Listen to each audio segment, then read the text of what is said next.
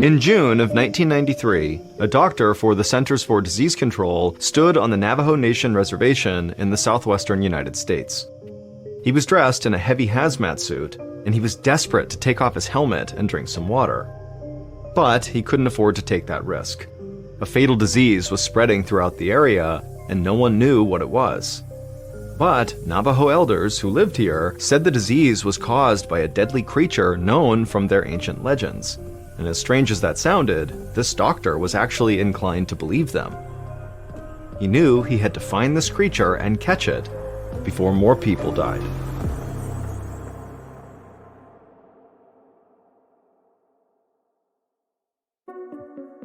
From Ballen Studios and Wondery, I'm MrBallen, and this is MrBallen's Medical Mysteries, where every week we will explore a new baffling mystery originating from the one place we all can't escape: our own bodies.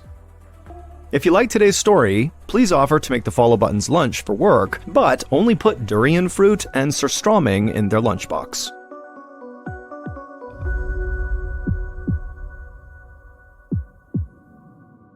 This week's story is called Sin Nombre. On Thursday morning, April 29th, 1993, the sun rose over the high desert of Little Water, New Mexico. The air was crisp and the sky was pink as 21-year-old Florina Woody went for a run with her 19-year-old boyfriend, Merrill Bay. Florina and Merrill were both Navajo and lived in a small rural town on the vast Navajo reservation that sprawls across 3 southwestern states. Florina loved the majestic landscape surrounding the town and spent as much time as she could outdoors. And she was especially happy to be outside again after a long, wet winter. She and Merrill jogged along the country highway past small houses and trailer homes set back from the road. In the distance, Florina admired the tall red rock cliffs glowing in the sun. The couple turned off the road and headed up a path toward a flat-topped hill called a mesa. Usually, the top was dry and dusty, but the wet winter had turned it lush and green and scattered with wildflowers. Once they reached the top, they stopped to look down at the town below. Florina could just make out the trailer home that she and Merrill shared with her parents. It sometimes felt crowded living there together, but she was grateful for their close-knit family, especially since she and Merrill were raising their first child now, a 6-month-old son. Florina and Merrill jogged back down the mesa and kept a steady pace the whole way home. Merrill had recently started competing in local races and was always trying to strengthen his endurance. As for Florina, she had reasons to challenge herself too. She'd originally taken up running to offset her asthma, which had gotten better lately. Once they got home, Florina went inside their trailer, she showered, and then she went to relax on the couch. But when she sat down, she noticed her neck and back muscles were aching more than usual. She asked Merrill for a massage, but her muscles still felt sore afterwards. Florina wondered if she might have pulled something during their run, so she tried to take it easy for the rest of the day. Over the weekend and into the following week, Florina's aches and pains did not get better. She developed a cough, too, that felt different than her usual asthma. By Friday, just over a week after she first felt sick, Florina realized her symptoms were not going away with rest, so Merrill made her a doctor's appointment for the next day.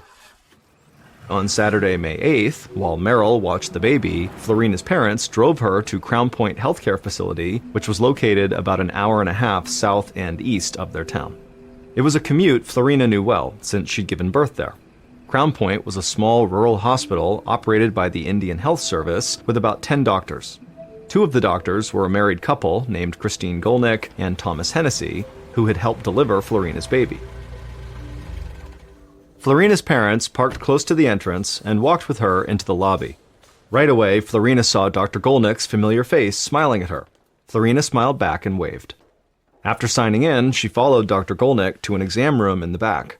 Dr. Golnick placed a stethoscope on Florina's chest and listened. Then she held her fingers to Florina's wrist and measured her pulse. Florina watched Dr. Golnick's face for a reaction, but her expression remained neutral. The doctor understood why Florina was worried, since her symptoms had persisted for so long, but thankfully her vitals had come back normal, and so the doctor suspected it was just a bad case of the flu. But considering Florina's history with asthma and her lingering symptoms, Dr. Golnick didn't want to take any chances. She suggested that Florina spend the night at the hospital. In the morning, Dr. Golnick's husband, Dr. Hennessy, could come give a second opinion.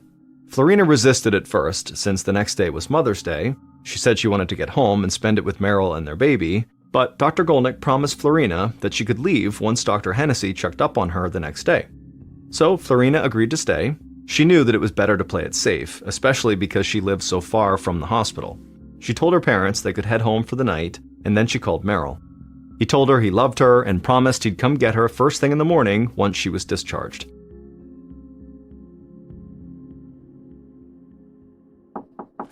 The next morning, Florina woke to a knock at the door.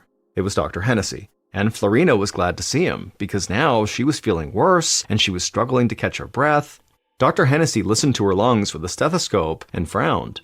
He told Florina that he wanted to take a chest x-ray to get a better look at her lungs. Unfortunately, that meant Florina would have to stay at the hospital a bit longer. Florina was disappointed, but she was also relieved that Dr. Hennessy seemed to be treating her symptoms so seriously.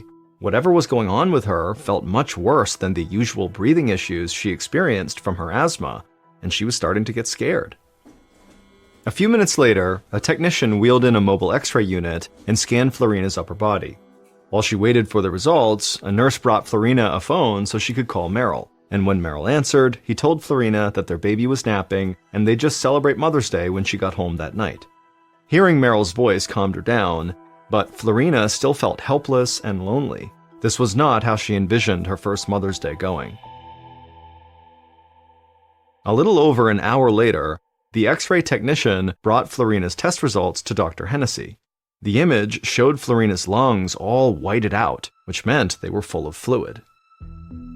Dr. Hennessy was shocked by what he saw, and he ran to Florina's room.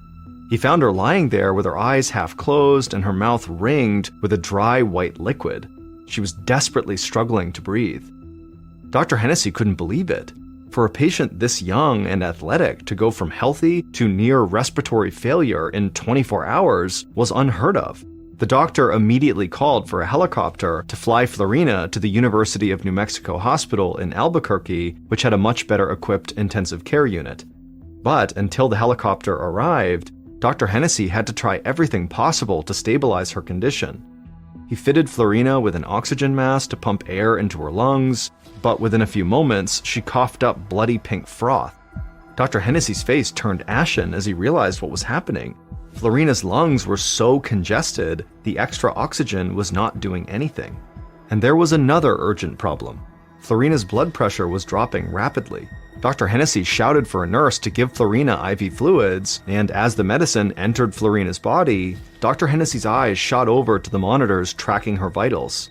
They were still extremely weak. Florina's body just wasn't getting enough oxygen, and her organs were starting to shut down. Getting Florina to breathe was now a matter of life and death. The doctor quickly snapped on a pair of fresh gloves, he grabbed a scalpel from an operating tray, and then took a deep breath to steady himself. And then, when Dr. Hennessy was ready, he carefully cut an incision into Florina's throat and inserted a breathing tube directly into Florina's airway. He heard Florina's heart rate monitor beep rapidly for a few moments, and then it went flat. Florina had gone into cardiac arrest. Dr. Hennessy knew he only had a few seconds left to save her life. He started CPR while the nurse grabbed the defibrillator. Once it was charged, the doctor grabbed the paddles and pressed them to Florina's chest, and then the machine released a bolt of electricity into her body. Florina's heart rate monitor stayed flat, so Dr. Hennessy recharged the defibrillator and sent another shock through Florina's body. Just then, a nurse ran in and told the doctor that the helicopter had just arrived. But by this point, Dr. Hennessy just shook his head. It was too late. Florina was dead.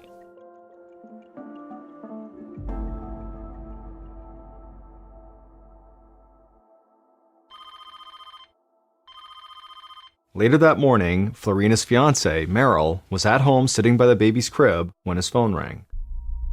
He recognized the voice on the other end as one of the doctors from Crown Point Hospital, but the words he was hearing, he just couldn't compute.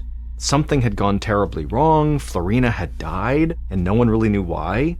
Doctors were running tests, but they had never seen anything like it before. Merrill crumpled to the floor. When he'd kissed Florina goodbye less than 24 hours ago, she'd been a bit under the weather, but it didn't seem serious. He didn't understand how this could have happened. Merrill took a moment to gather himself, then he walked into the kitchen where Florina's parents were having their morning coffee.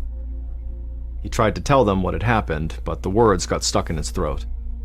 Then he just closed his eyes, let out a deep breath, and blurted out, "Florina is dead." Florina's parents stared at him blankly. Her mother asked him what he was talking about. Tears started streaming out of Merrill's eyes as he explained what the doctors had just told him. Florina really was dead. It had happened extremely fast, and the doctors couldn't do anything to save her. This time it sunk in, and Florina's parents started sobbing. How could a 21-year-old mother in perfect health just suddenly die? That night, Merrill barely slept, and the next day he woke up in a fog. Food tasted like nothing. He fed and changed the baby, but it felt mechanical. Everything reminded him of Florina.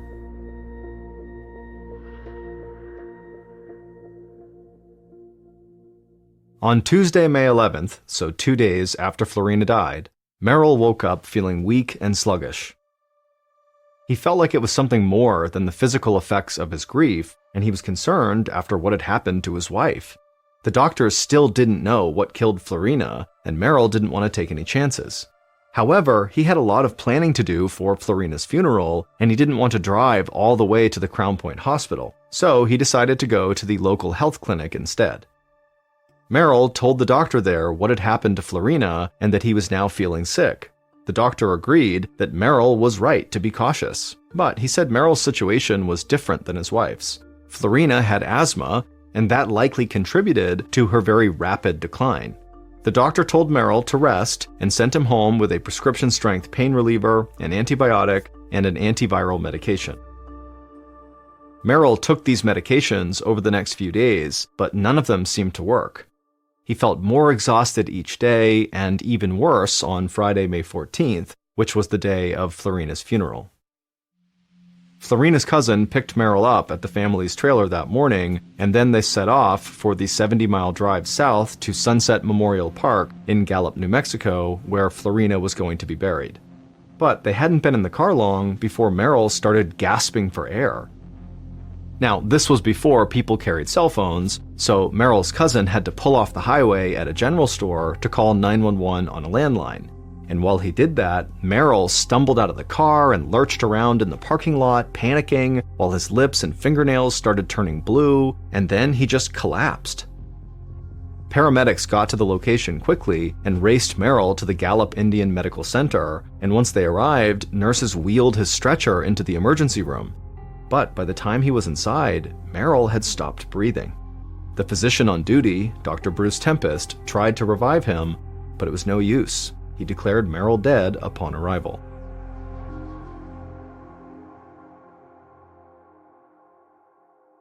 Later that day, Dr. Tempest sat slumped in a chair, feeling defeated.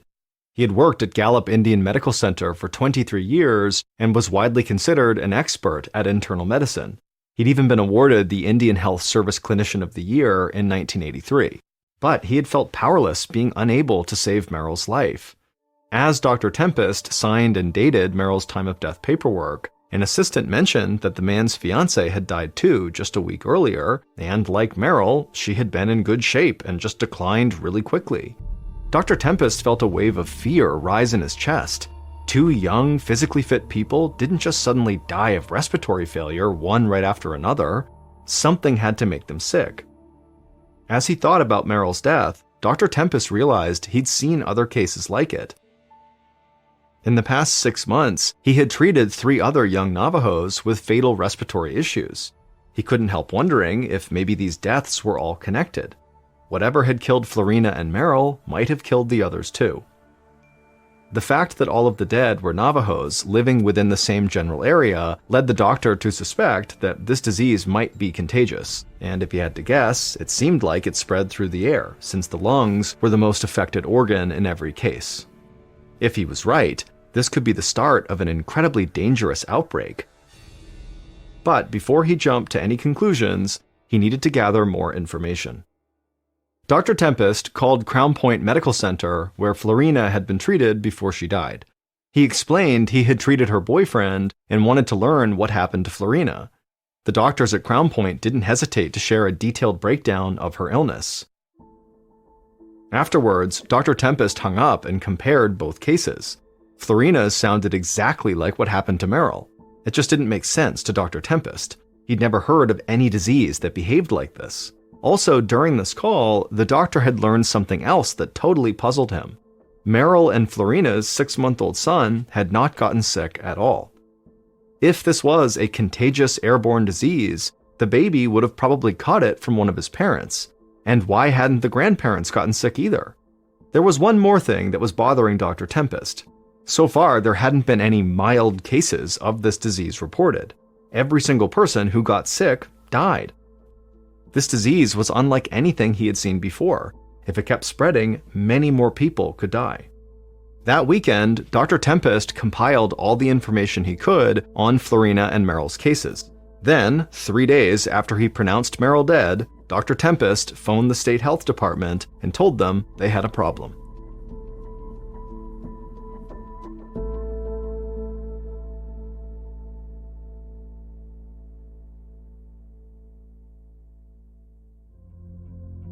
"11 days later, Dr. Jeffrey Dutchin was wrapping up his work at the Centers for Disease Control in Atlanta, Georgia, where he investigated dangerous outbreaks of disease. He was still in training at the CDC, and the work was demanding. Now he was looking forward to spending the long Memorial Day weekend with his family. But as he was getting ready to leave, there was a knock on his door. It was Dr. Dutchin's boss, and he had a critical job for him. Something troubling was happening on the Navajo reservation. Young, healthy people were dying, and no one knew why. 6 people had already died from this mystery illness, and 4 others had been hospitalized. The CDC was sending out a team early tomorrow morning, and his boss wanted Dr. Dutchin to be a part of it. Dr. Dutchin immediately switched gears and started putting documents in his briefcase. It didn't matter that he had plans with his family. This was urgent. That night, Dr. Dutchin met with the team that was being sent to the Navajo reservation to go over their plan. Once the meeting ended, he was handed a doctor's bag and opened it up to look at the equipment. Along with the regular tools of his trade, he was surprised to find something completely unexpected: a gas mask. Dr. Dutchin knew that it was too early to know what they were up against, but the signs were not good. The next day, Dr. Dutchin and 2 other colleagues from the CDC landed in New Mexico and went straight to an emergency conference of over 30 public health officials. Huge whiteboards lined every wall of the conference room, scribbled with the names of possible germs and toxins, everything from herpes to heavy metals to pesticides and plagues. The mood was frantic. Dr. Dutchin was overwhelmed by all the theories and potential diseases being proposed. Each theory was discussed and dissected. The more possibilities they ruled out, the more worried Dutchin felt. It meant that the cause of death was either something so rare there were very few experts on it, or it was something entirely new. And the longer researchers took to find answers, the more people could die. In fact, on the same day the conference started, a seemingly healthy teenage Navajo girl had collapsed at a school dance at a state park. She died a few hours later. Her death was a stark reminder that the clock was ticking. There was only so much the gathered scientists could accomplish by looking at whiteboards in a conference room. They needed more data. Dr. Dutchin and his colleagues decided to survey some local residents and gather blood samples from anyone who was willing to participate. 2 days after the CDC team arrived, the president of the Navajo Nation, Peterson Za, looked out the window of his office in Window Rock, Arizona. The whole Four Corners area, where Arizona, New Mexico, Utah, and Colorado meet, and where the Navajo live, had turned into a media circus. News vans were crammed into every available space of the parking lot below. Za's phone was ringing non-stop with calls from journalists, health officials, and locals asking for information on this mystery disease. Za had nothing to tell any of them, but he hoped that would change soon. The Navajo leader was not participating in the CDC's big conference, although he was keeping tabs on their progress. He'd barely slept over the weekend because he was anxiously waiting for any updates. But from what he'd seen so far, he thought the CDC's investigation and the media attention it brought had not been much help. Za's people were terrified, and the outsiders' ignorance of Navajo customs was adding to their panic. Newspapers were printing the names of the deceased right away, even though Navajo tradition forbade their names from being spoken or written for 4 days after they died. This was causing a lot of pain and confusion for the Navajo people. They believed this would prevent the spirit of the dead from properly transitioning to the afterlife. And aggravating the already sensitive situation, some scientists were going right up to people's homes and knocking on the door. They had no idea that Navajo custom required them to wait 30 feet away until they were invited inside. These cultural misunderstandings had led to escalating tension on the reservation, and Za was worried about what might happen next. Just then, the phone rang again. It was a Navajo woman from the reservation claiming that some medical researchers were bothering her family. Za assured her he would be right there to handle the situation. Za hung up, then headed outside. He made his way through the crowd of reporters waiting outside his office. As they shouted questions at him, he promised he'd share any new information with them as soon as he had it. Then he got in his truck and headed to the address the woman on the phone had given him. A few minutes later, Za pulled up to a cluster of low Pueblo buildings that marked the address. The sun was high, barely casting shadows across the dusty ground. Za saw a small crowd shouting at 2 men who were standing off to the side. Both the men looked rattled and confused. Za assumed they were the scientists that the woman had called him about. The situation looked heated, and he sensed it was about to get out of control. Za got out of his truck and recognized the woman who'd called him.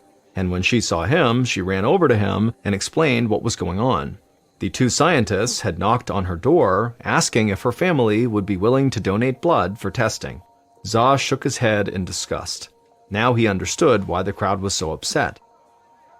He wove his way through them and walked up to the 2 scientists.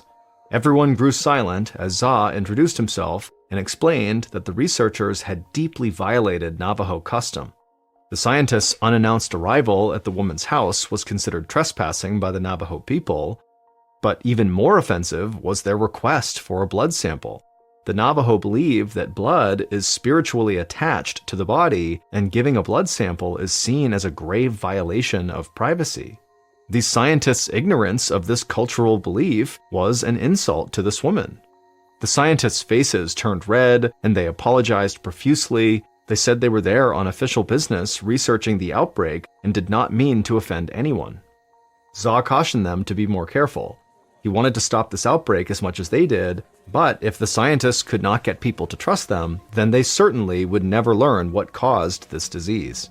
The scientists apologized again and packed up to leave. Za calmed the crowd and told the woman to call if any other strange people came around. He had a feeling that there was more trouble to come.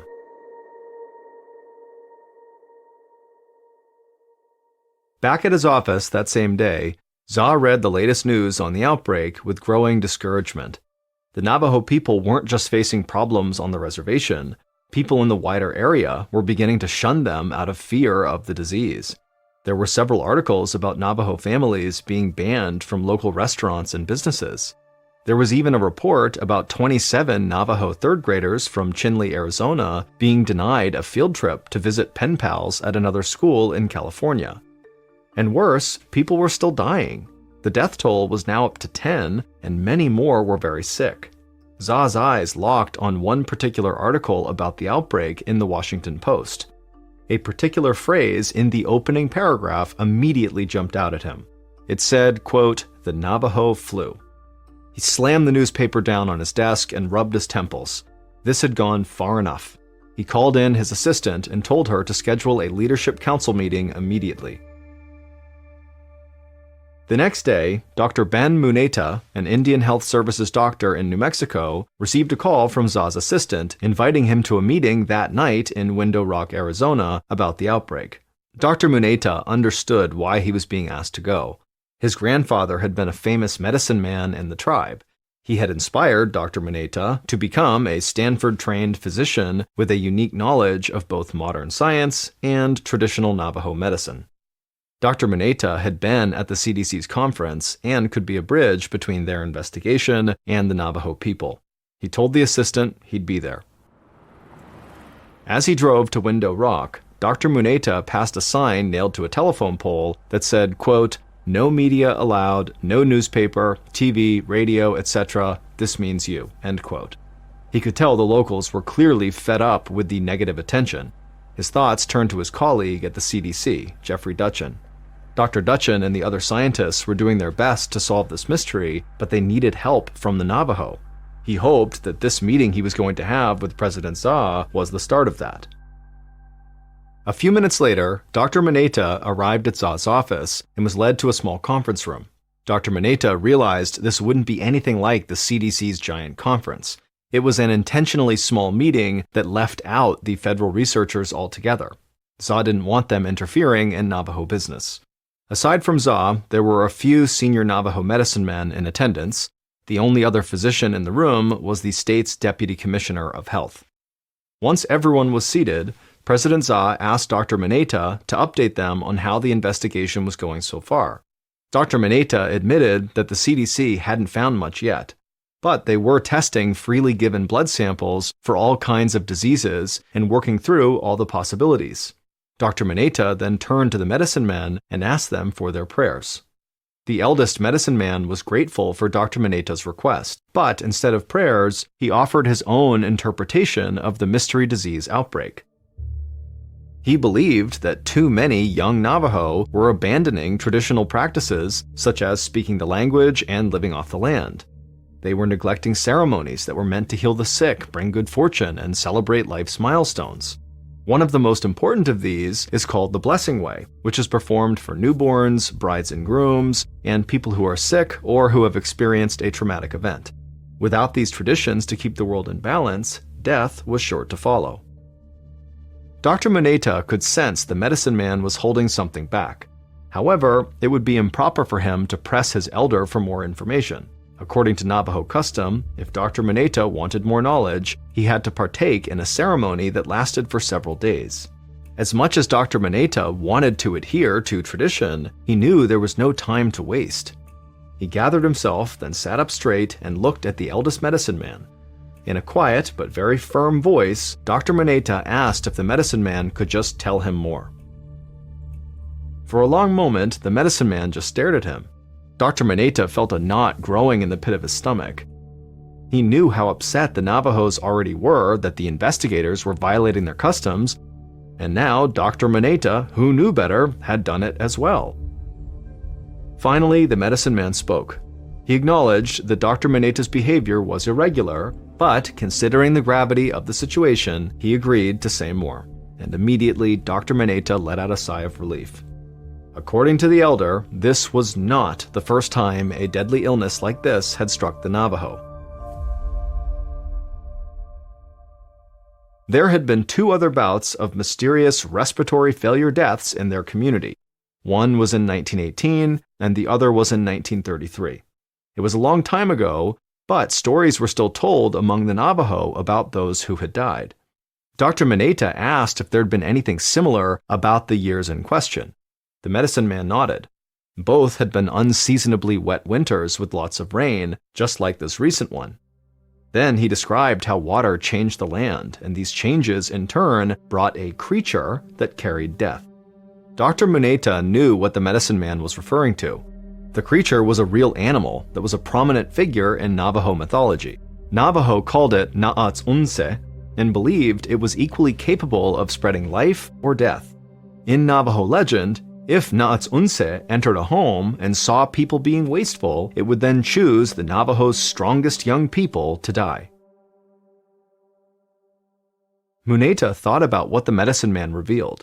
The doctor didn't think that this animal was literally passing judgment on the Navajo and killing them, and in real life, he'd never heard of it spreading a disease like this through contact with humans. But as he considered the possibility, he came up with a theory that explained how it could happen.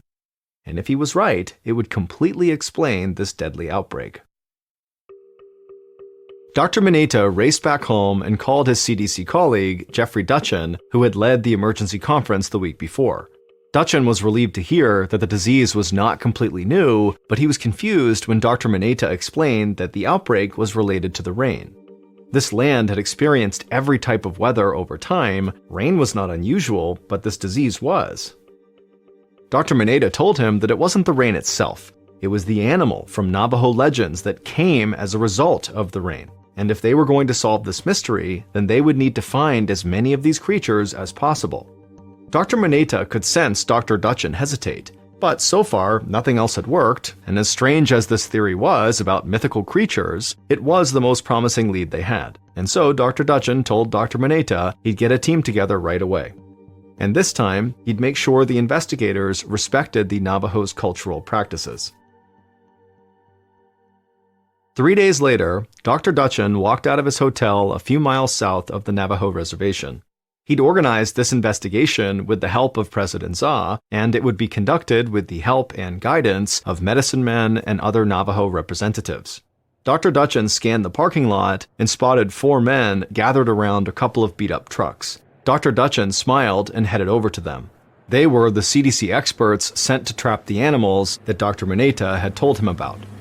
Another car pulled up next to them, and a stocky Navajo man climbed out. He was an environmental health expert sent by President Za to help with the investigation. He clapped Dr. Dutchin on the back and promised he'd help them find what they were looking for. Dr. Dutchin felt a surge of hope. Thanks to the Navajos, he believed they knew what was making people sick. Now they'd be able to track down that creature that was spreading disease around the area, and hopefully they could figure out how to treat the illness before it killed anyone else. They all piled into a truck and headed for the Navajo reservation. The next day, Dr. Dutchin stood in the middle of the desert. He was dressed in full biohazard gear, a silver suit, airtight helmet, and heavy boots and gloves. He looked across the desert landscape at the other members of his team. They were all dressed in the same protective gear. To outside observers, they might have all looked like astronauts from a movie set. But the work they were doing was very real, and if they weren't careful, it could be very dangerous. Dr. Dutchin was standing above a trap he'd set the day before. Before he checked it, he made sure the wind was blowing away from him to avoid inhaling any harmful particles. If he caught an infected animal, he could be at serious risk for picking up this disease. Once Dr. Dutchin was certain that he was safe, he cautiously bent down and examined the trap. Through the thick material of his helmet, he could hear a faint sound coming from inside, the sounds of a trapped animal. He looked over to his colleagues, who were also examining their traps. Dr. Dutchin hoped that at least one of them had caught what they were looking for. Over the next few days, Dr. Dutchin and his team caught all sorts of animals. They carefully took samples and sent them off to the CDC in Atlanta for analysis. On June 16th, 4 days after the specimens arrived in Atlanta, Dr. Dutchin got his confirmation. The disease afflicting the Navajo wasn't entirely new. It was called a hantavirus. But this strain of hantavirus was entirely unique. The CDC had not been able to identify it earlier because it typically attacks the kidneys, while this particular strain affected people's lungs. But thanks to the tip from the Navajo's medicine men, the CDC scientists knew what was spreading the disease. It was the creature known as the Naatsunse. When Dr. Mineta met with President Za and the medicine men, they told him how this real-life animal played a prominent role in the Navajo's origin myth. According to Navajo legend, the creature is responsible for spreading the seeds of life across the world. However, it can also be dangerous, and its breath can be fatal. This animal is incredibly common in North America, but the Navajo fear it so intensely they burn their clothes if it even touches them. Individually, this animal is not a huge threat, because each one doesn't carry enough of the hantavirus to endanger anyone. But if there's enough of them, they can spread disease like wildfire. In that winter, the heavy rains in the Four Corners area created a concentrated population of the animal that had only occurred twice before, in 1918 and in 1933. In all 3 instances, the heavy rains had led to more plants and vegetation. This in turn fed the creature and allowed them to multiply. The creature then infiltrated the homes of Navajo people like Florina Woody and Merrill Bay, leaving traces of the hantavirus everywhere they went. The creature that was responsible for spreading this disease was the humble deer mouse. And a hantavirus is a family of viruses spread mainly by rodents. And that spring, deer mice had been all over the Navajo reservation and surrounding area. They crept into homes, they nested in sheds, barns, and storage units. No matter how many holes were plugged or traps were laid, there were just too many of them to stop. And wherever they went, they left their droppings, which carried the deadly virus. When people like Florina and Merrill tried to clean those areas, they came into direct contact with the droppings, and the virus entered their bodies in high enough concentrations to infect them. But now that the CDC knew what was behind the outbreak, local officials could reduce the danger. After the deer mouse was identified as the culprit, public health advisories urged people to avoid rodents and told them how to make it harder for them to enter their homes. And while that didn't eliminate the danger entirely, it reduced it enough to help the outbreak end by the middle of August, almost 3 months after Florina Woody died. All told, 24 people in the Four Corners area were infected with this previously unknown virus. Tragically, half of them died. But thanks to the cooperation between the CDC and the Navajo people, the damage was limited, and there have been very few outbreaks since then. In keeping with the Navajo custom of not speaking the names of the dead, the CDC decided to call this North American hantavirus strain Sin Nombre, which means without a name.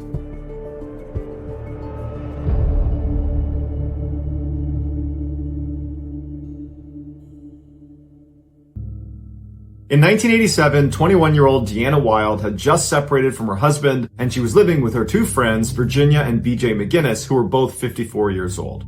On April 2nd of that year, the trio decided to visit Big Sur, which is the very beautiful, but very steep and dangerous section of the Central California coastline.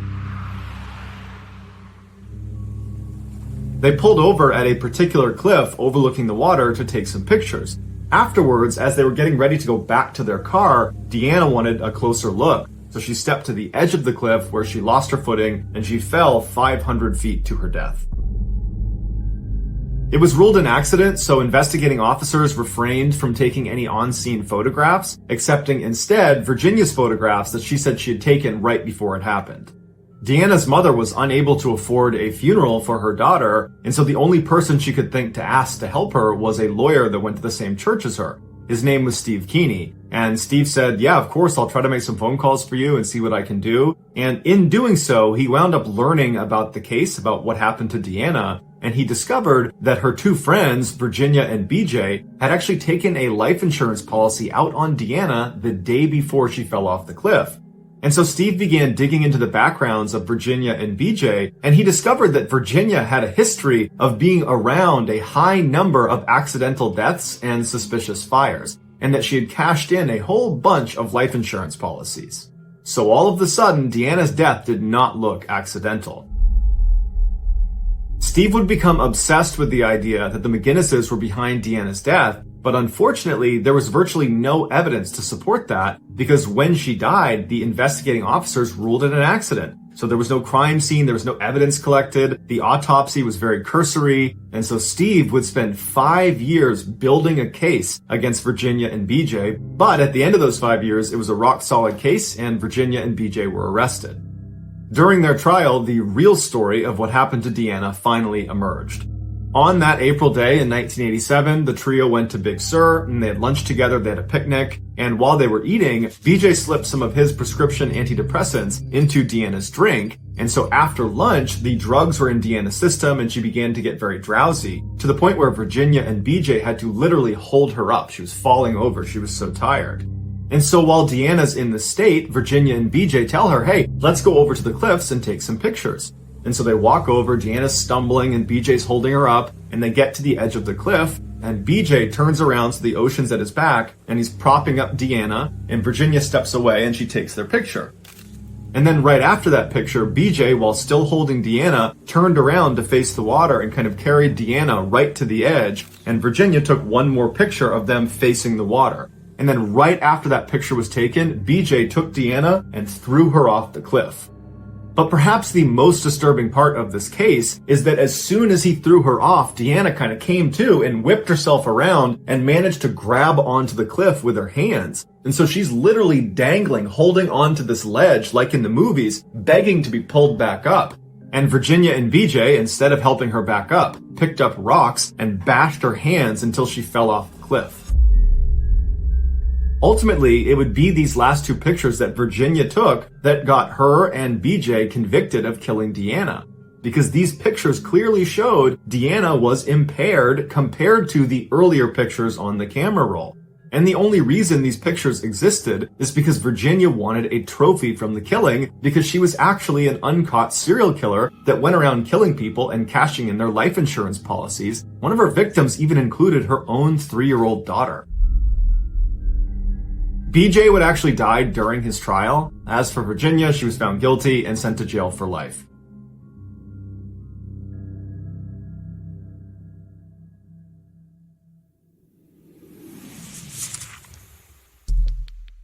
Our next story is called Psychopath.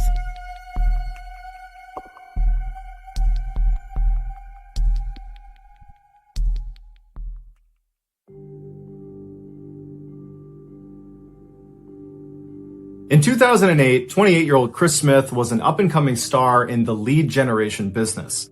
Lead generation is not a flashy business. Basically, you create these ads that are designed to generically help people with things like lowering their mortgage payments or reducing their credit card debt. And in these ads, you leave behind a 1-800 number for anybody interested to call. And the people that do call, their information is taken down, and then the lead generator, the person who made that ad, they sell that information to mortgage brokers and debt consolidators and anybody else that wants access to that lead. Chris's ability to create these really compelling ads and get people to call said number was so good that it caught the attention of another up-and-comer in the lead generation space, a man by the name of Ed Shin. Ed worked for a lead generation company called LG Tech in Southern California, and Ed wound up hiring Chris to come onto their team as a consultant. Right away, Chris and Ed totally hit it off, despite being very different people. Chris was a surfer bro who wore flip-flops and t-shirts every day and never went to college. Ed was a very sharply dressed, college-educated father of 3 who went to church every Sunday. But where they overlapped was their shared desire to become fabulously wealthy. After working together for a little while at LG Tech and doing quite well for themselves, they realized they could actually make a lot more money if they left LG Tech and formed their own lead generation business. And so in early 2009, they did just that. They left LG Tech and they formed a new company called 800 Exchange. And right away, it took off, generating millions and millions of dollars in revenue, 80% of which was profit. During this incredible time, Chris used some of his money to buy a brand new Range Rover and a beautiful condo in Laguna Beach, and he fell in love with this beautiful ballet dancer named Erica. By and large, Chris seemed to be putting his roots down and really building a life for himself. As for Ed, despite his squeaky clean outward appearance as being this all-star family man and father, he was using his cash to party and gamble in Las Vegas. When Ed was at LG Tech, he would regularly go to Las Vegas to generate business, and while he was there, he developed a gambling addiction. When he and Chris formed 800 Exchange, Ed continued to go to Las Vegas to drum up business. It was something he was good at. But when he and Chris started making money hand over fist, his gambling addiction grew tenfold and he went completely off the rails. Ed was spending so much money in Las Vegas, sometimes up to 6 figures an hour, that one of the main casinos there would fly him in their private jet out to Las Vegas and they would put him in their very best suite, fully comped. It's unclear how aware Chris was of Ed's crazy spending habits because Chris rarely went to Las Vegas with Ed. The men were living their respective dreams until October of that year when Ed was charged with embezzlement. Their former employer, LG Tech, had alleged that Ed had siphoned off about $2.5 million from their business to fund his wild Las Vegas lifestyle. Ed told Chris these allegations were totally false, but Chris was shaken. He was worried that if he didn't do something about this, Ed could potentially embezzle money from 800 Exchange. And so Chris went out and got a lawyer to begin protecting himself from his business partner. Over the following few months, Ed and Chris attempted to run 800 Exchange before Ed's trial date, but it was just too difficult because the trust had been totally destroyed by these allegations. And in May of 2010, Ed was convicted of felony embezzlement. In order to avoid jail time, Ed had taken a deal that meant he would need to pay roughly $800,000 of restitution to LG Tech. But Ed did not have $800,000. The only way he could make this payment would be if 800 Exchange, the business, fronted the money. But in order to do that, he would need Chris to sign off that he was okay with that because he owned half of the business. When Ed approached Chris said, "No, I'm not signing that. I'm worried you're going to take advantage of me too." But after a couple of weeks of talking to his lawyer, Chris finally told Ed that he was ready to meet up with him and come to some sort of agreement.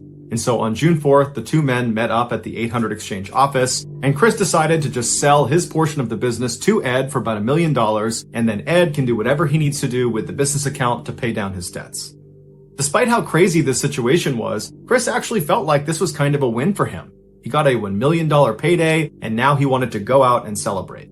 And so a couple of days after this meeting with Ed, Chris emails his family and says he's going to go on a 3-week vacation to South America and just go surfing the whole time. He's chartered this 45-foot yacht. He's hired a captain. He's hired a cook. It's going to be this dream vacation. He also regretted to inform them that he had broken it off with his girlfriend Erica, but he had a new girlfriend who'd be coming with him on this vacation, and she was a former Playboy playmate named Tiffany. His family was really surprised to hear the news about Erica because they really believed they were going to get married. But the trip itself was not really out of character. Chris had always said for the longest time that once he made it big and had millions of dollars in cash, he would just sail off into the Pacific and go surfing and just be off the grid and live his life in peace. And now he finally had a chance to do that. And so his family said, "Have fun, stay safe, and we'll see you when you get back." But 3 weeks went by and Chris did not return to his condo. Instead, he emailed his family again and just told them he was having this great time, that this was the best trip he could have asked for, and that instead of coming home, he was just going to keep sailing around the world and enjoying this time that he is disconnected from society. And again, his family said, "Okay, have a good time, stay safe, and we'll see you when we see you."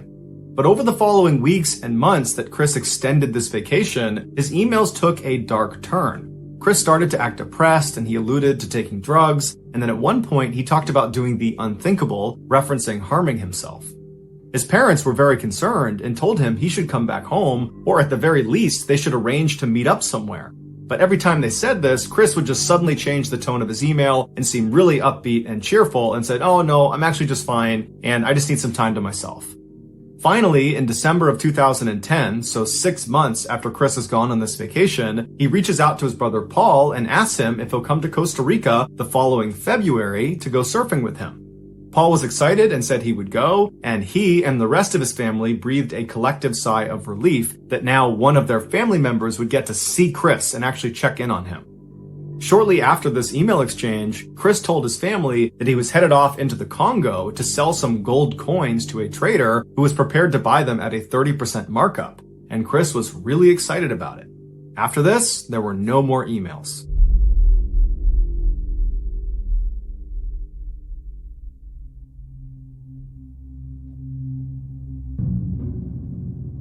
The family was concerned that this gold buyer potentially had kidnapped or hurt Chris, but Chris was going long periods of time between his emails to family, and so they figured, you know what, Paul's trip to Costa Rica where he's going to meet up with Chris is coming right up, so let's hold off doing anything drastic until then.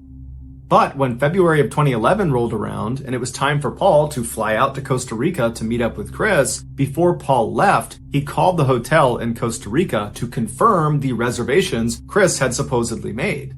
And the hotel said, "We've never heard of Chris Smith. There are no reservations under his name." And so Paul tried to contact Chris, but to no avail.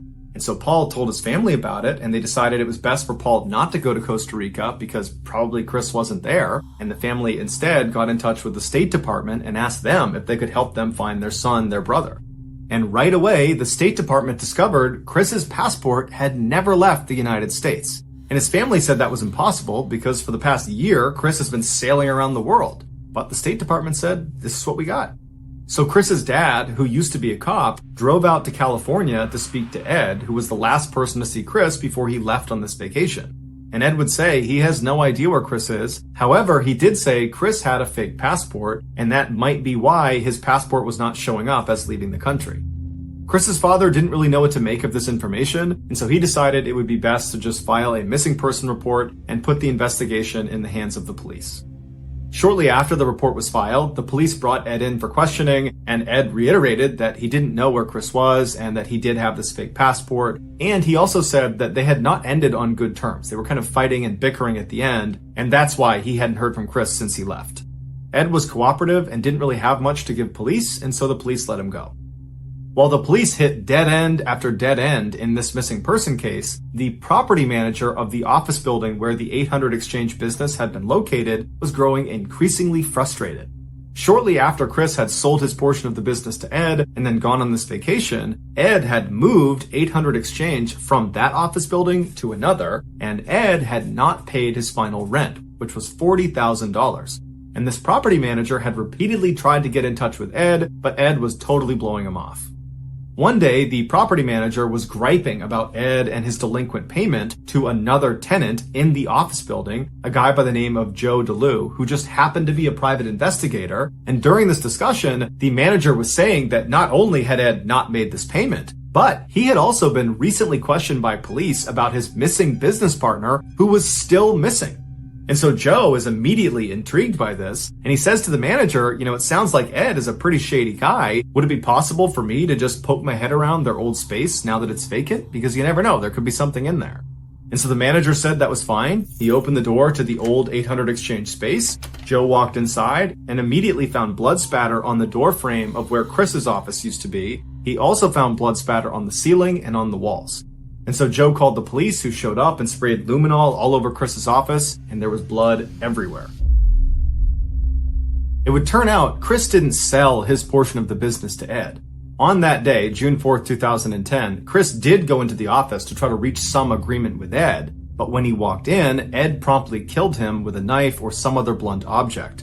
Then he, or someone he hired, dumped Chris's body somewhere. After that, Ed stole all of Chris's money to pay off the debt to LG Tech, as well as some other large debts in Las Vegas.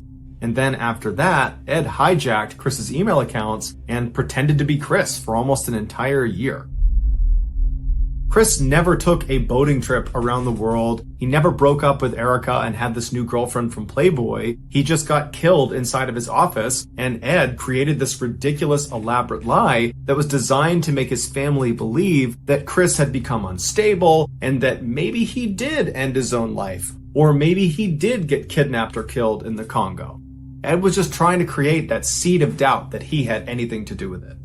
But in 2018, it all came crashing down for Ed when a jury convicted him of killing Chris and sentenced him to life in prison without the possibility of parole. To this day, Ed maintains his innocence, and to this day, Ed still will not give up where Chris's body is.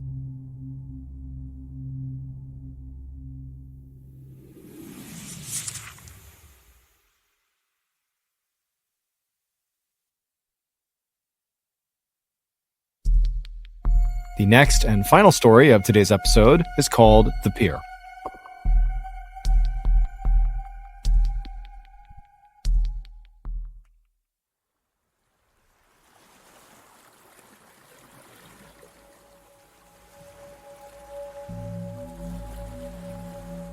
At around 5:20 p.m. on August 31st, 2007, a young couple stepped onto the beautiful sand of Yelpo Beach, which is located at the very southern tip of South Korea. The couple grabbed each other's hands and smiled in excitement as they looked out on the water and saw all these fishing boats that dotted the horizon, and then behind them were all these beautiful mountains. I mean, this was a spectacular place. They couldn't believe that a place so gorgeous and so remote was located only a 1-hour train ride away from the busy city where they went to college. The couple's names were Kim and Chu. Kim was 21 years old, and he was an athlete and a very dedicated student. And Chu, she was 20 years old and also very studious, but maybe unlike Kim, she was a bit more reserved and shy. In fact, Kim was Chu's very first serious boyfriend, and she absolutely adored him. And in fact, this was going to be the couple's kind of big first trip that they would take together. It was a Friday, and Kim and Chu planned to spend the entire weekend exploring this place called Yelpo Beach. Yelpo Beach is located right against this quaint little fishing village, and it's famous for its beautiful silver-colored sand. In fact, the beach is so famous, lots of people come out here and just camp out on the beach because it's just so beautiful.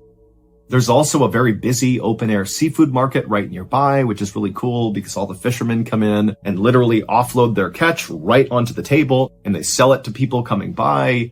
And also up in the mountains, you could see these beautiful bright green crops, which were tea plantations that made the air in Yelpo Beach kind of floral and sweet smelling. But before Kim and Chu began exploring all the kind of main tourist attractions, they wanted to go check out the fishing pier, which was not really a touristy attraction. It was just a regular fishing pier.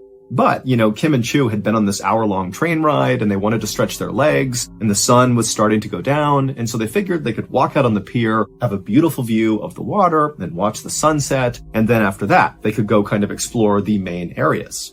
And so Kim and Chu, still holding hands, began walking on the silver sandy beach in the direction of this fishing pier off in the distance. And as they were walking, Chu pulled out her camera and was taking all these pictures. But then at some point, Kim, who again is holding Chu's hand, he just abruptly stops and kind of squints his eyes and looks off in the distance towards the fishing pier. And Chu, she puts her camera down and asks Kim, what's going on? But Chu, without even saying anything to her, just raises his hand and points. And then seconds later, Kim and Chu were running down the beach.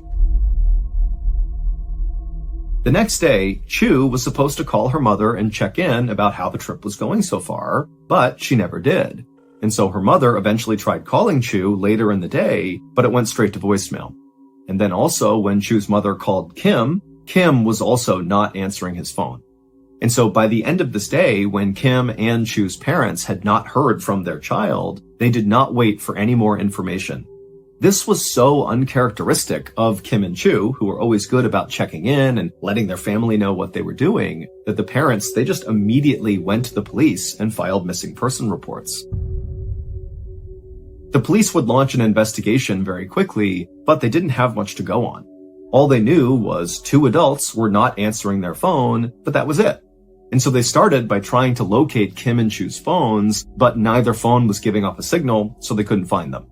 And so next, the police went to Yelpo Beach and began talking to people who were there on the day that Kim and Chu were to ask them if they had noticed anything funny, if they had seen the couple, did you notice them fighting? Were they talking to anyone unusual? Anything. But nobody remembered anything out of the ordinary, and the few people who had seen Kim and Chu on the day they were at Yelpo Beach, they said they seemed like a very happy, normal couple that were not fighting at all and were just enjoying their time in Yelpo Beach. And so over the course of that weekend, the police tried everything they could to try to locate Kim and Chu and figure out what happened, but they really made no progress whatsoever, and Kim and Chu never checked in by the end of that weekend. But everything would change on that Monday, September 3rd. On that day, a fisherman spotted a body floating in the water near Yelpo Beach, and it was Chu's body. And then 2 days after that, on September 5th, Kim's body washed up at a dock at a nearby fishing village. Both Kim and Chu were totally unrecognizable after being submerged in water for as long as they had been. Autopsies would show that Kim and Chu also had lots of bone fractures, but it wasn't clear if they were beaten by someone or something and that's what caused the fractures, or if they were just a product of being in the water for so long and smashing into rocks and boats and that kind of thing. But the police thought, this looks like there could be foul play involved, maybe they were murdered. And so the police went back and began scouring all the footage from all the cameras at Yelpo Beach to see if maybe they could find some clip that would show what happened to this couple. And eventually, one of the detectives who was looking through all this footage found something really interesting. He found a very short clip of the couple over at that fishing pier that they had been walking towards. However, they were not up on the fishing pier like you would expect. They were below the fishing pier on the sand. And they were kind of standing next to each other, holding each other close, and there was nobody else around them. It was like this totally weird thing. Now, as weird as this was, because it made no sense for them to be below the fishing pier, there didn't appear to be any hazards or other people or anything near them. It was like they just chose to be under there for some reason. But regardless, the police would actually use this video clip to close the case. The police would say that, based on this clip, it appears that this was the final moment of the couple, underneath this pier, and then something happened. Either an accident, they might have fallen in the water or something and they drowned, or maybe, this couple elected to take their lives together. And while Kim and Chu's families vehemently disagreed with the police assessment, there was nothing they could do. The case was now closed. Nobody was trying to figure out what happened to Kim and Chu.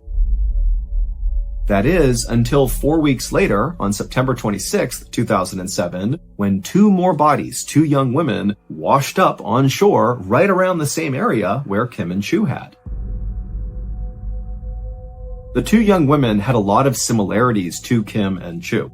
They were in their early 20s, they were tourists at Yelpo Beach, and their autopsies discovered that they had several bone fractures. And so this was enough for the police to launch a much bigger investigation into what was going on at Yelpo Beach, which included reopening the Kim and Chu case. And so a detective was assigned to go back through all the evidence in the Kim and Chu case and kind of re-examine it. And so this detective did look through all these pictures, and he would find one picture that broke the case wide open.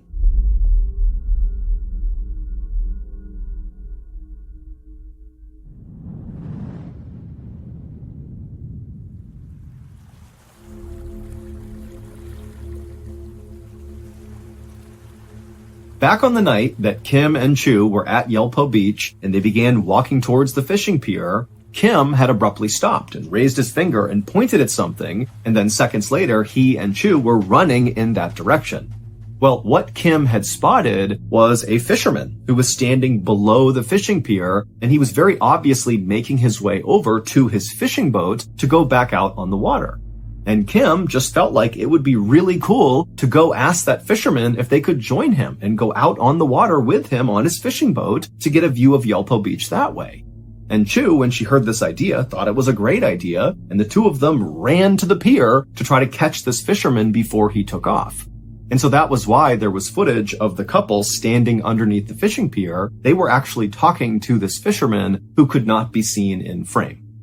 The fisherman was a 70-year-old man named Wu Jun Gwen, and he made his living selling octopus.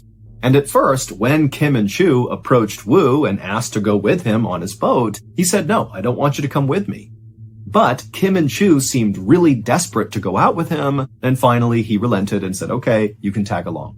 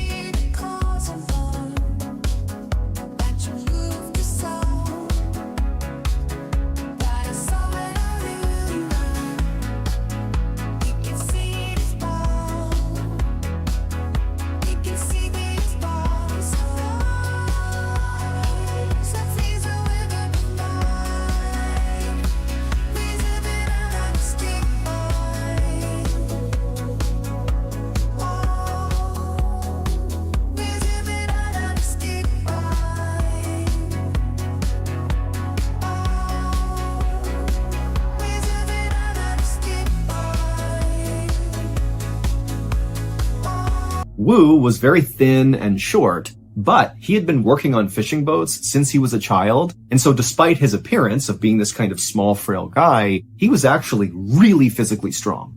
And despite Wu's kind of harmless-seeming exterior, inside, Wu was a very, very disturbed person. The reason Wu did not want to bring Kim and Chu with him out on this boat is he knew he would have an urge that he would not be able to control. But when they kept begging him over and over again to go with him, he finally just accepted that this was going to happen. He allowed them on his boat, he brought them out onto the water, and sure enough, he would act on those urges. Once Woo's boat was out on the water far away from the beach, he immediately pushed Kim overboard, and so Kim falls into the water, and then Woo grabbed this long metal grappling hook and began beating Kim in the water on his face, his arms, his hands, as Kim desperately tried to climb back in the boat. And eventually, Woo literally beat Kim to death. And at the same time, Chu is on this boat watching this happening. And so after her boyfriend has been beaten to death, Woo turns on Chu and does the same thing to her. He chucks her overboard and beats her until she dies from this grappling hook. And then afterward, Woo just got back behind the wheel, putted back to shore, and sold his octopus like nothing had happened.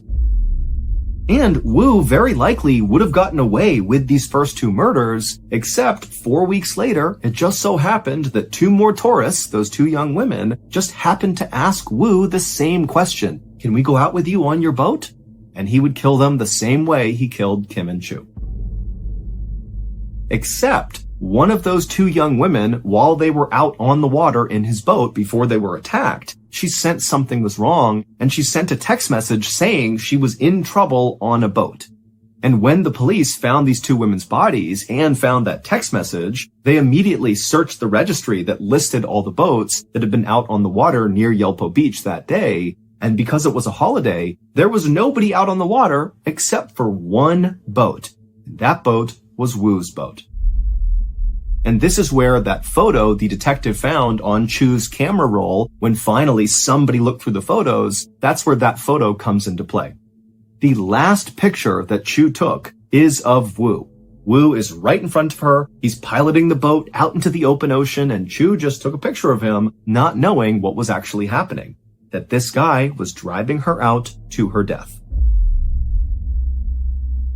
Ultimately, Woo would be convicted of the murders, even though he didn't really offer up any clear explanation as to why he killed these people. He just kind of acted on these urges, so to speak, and he would be sentenced to death.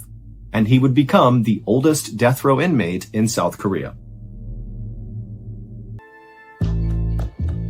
From Ballen Studios and Wondery, this is Mr. Ballen's Medical Mysteries, hosted by me, Mr. Ballen.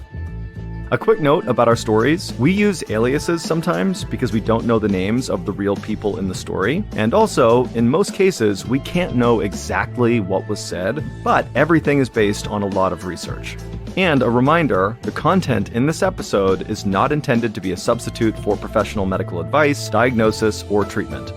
This episode was written by Britt Brown.